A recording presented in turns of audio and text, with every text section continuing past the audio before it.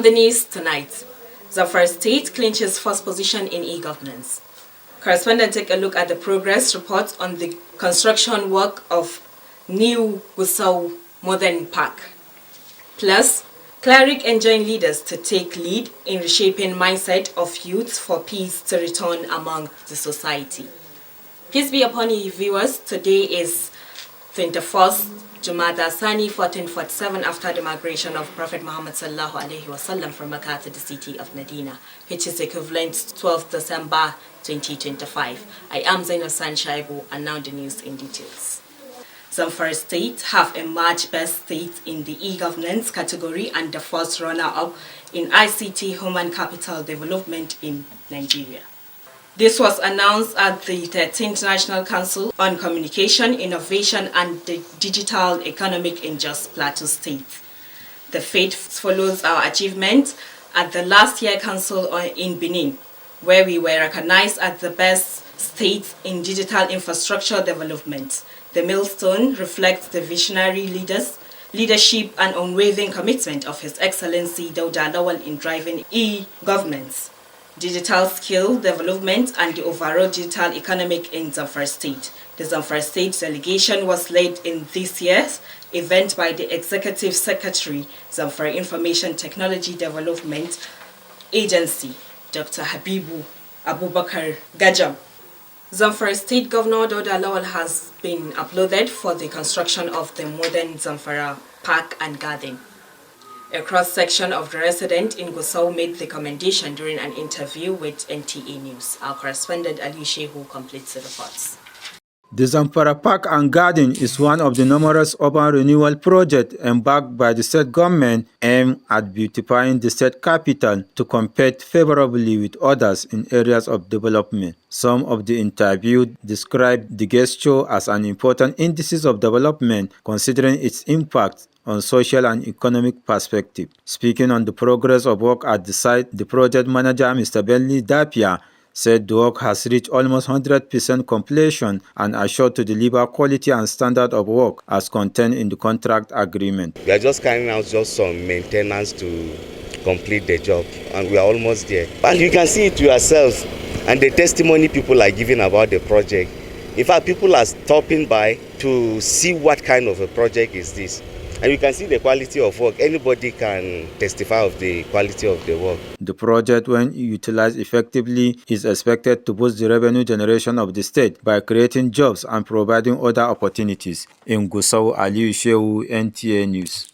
As the 2026 budget defense exercise progresses, 3 ministries and their prior state have appeared before the House Standing Committee on the Finance and Appropriation and defended their proposal, budgetary allocation respectively.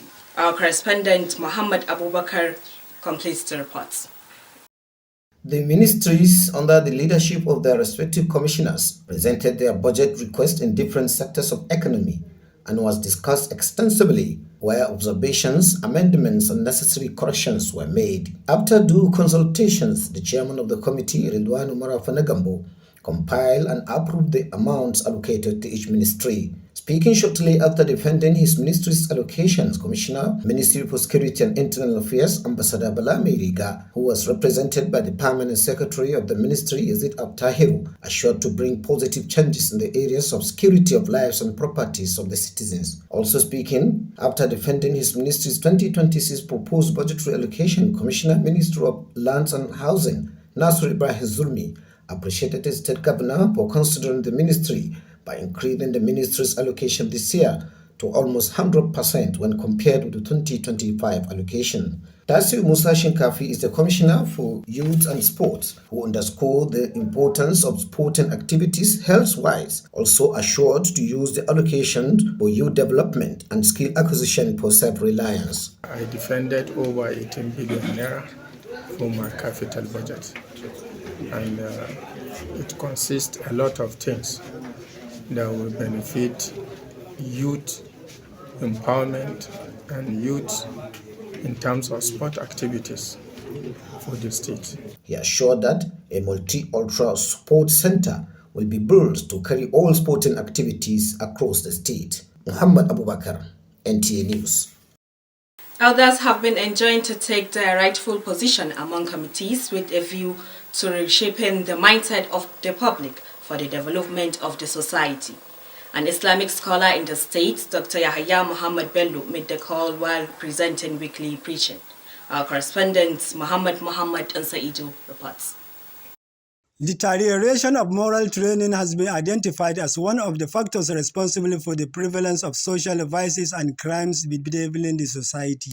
Presenting weekly preaching, Dr. Yahya Muhammad Bello said the nature has ordained that younger ones will always want to emulate their elders. Therefore, responsible elders are always likely to be inherited by the responsible youth who will work positively for the development of the society. He maintained that the elderly are the custodians of norms and values in accordance with the teachings of the religion, hence the need for them to live up to expectation. He also stated that Islam has mandated the youth to copy the good behaviors of their aged members, assist them, and obey their directives provided they do not contravene the religious orientation. In a vote of thanks, Director of the Awaz and Forest State Ministry for Religious Affairs, Abdullahi Haruna Godel, charged Muslims to put into practice what they have learned and thanked the scholar for doing justice to the topic.